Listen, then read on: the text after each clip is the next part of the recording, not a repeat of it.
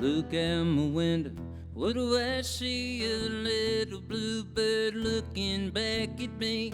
He sings a song all alone in his nest, and I wonder if he's singing about loneliness.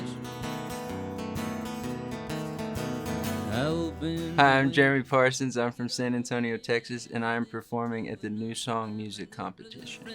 Is he looking for a love or did one just leave? Does he really feel blue or does his color deceive?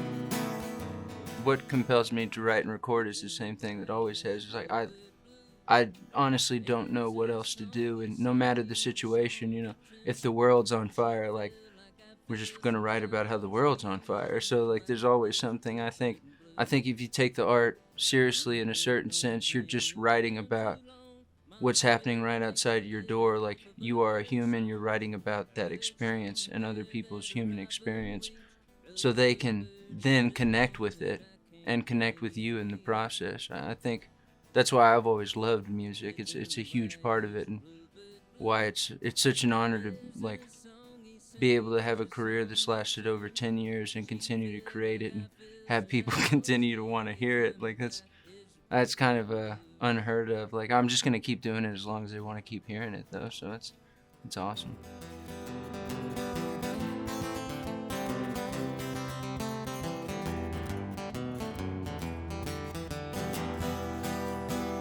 Spring is out and there's love in the air. I know that I've got plenty to share. The bluebird's blueing, but so am I, and I feel about as low as the bluebird flies.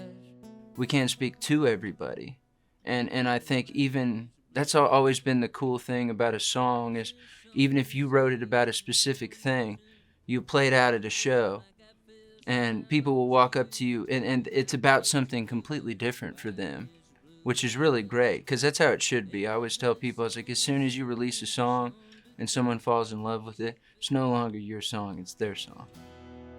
Here's a song I wrote. I've been sober from alcohol for 5 years now. Thank you. Thank y'all.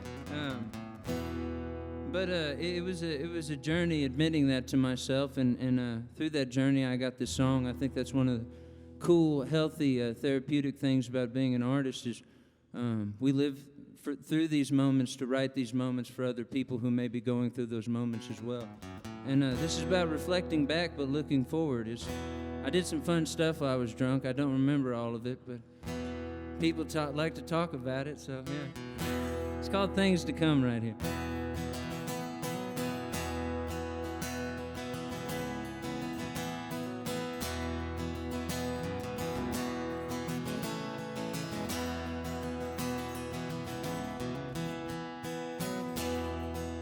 He said, hey man, remember that one time? It was broad, but I knew what he meant. It's there in the front of the back of my mind, with all of my greatest hits. If those days ain't no California, what a trip in too many ways. My main influences starting out were Hank Williams Sr. was one of them. The first time I heard him, I think, even as a baby, like I used to love Kalijah, which is a song about a like wooden Indian, which is just nuts. Like, what are you doing, man? You're writing a song about a wooden Indian. I like weird people, weird stuff, like all of that linked together, and that's just, it's almost like it was a writing exercise for him, but it had like that rhythm, and as a child I would like, my dad would put it on and I would like just rock to it in the back seat. And then I found more songwriters that like, George would cut and all those guys. Willie Nelson, of course, is huge for me, but Guy Clark, John Prine, Jason Isbell, as of the last like 10-15 years, has been really huge for me too. You find the poets that can also just play music as well, which is really cool. I'd go back if I could, that ain't how it works. I lived it, I loved it, and all that I learned. Old time is a healer and life must go on.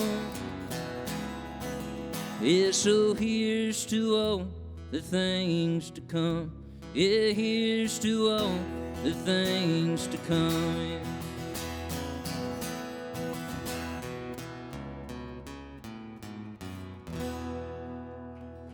Yeah, thank y'all so much, guys.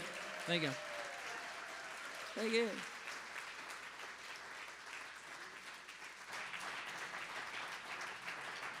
Jeremy Parsons, y'all. Congrats. Thank you.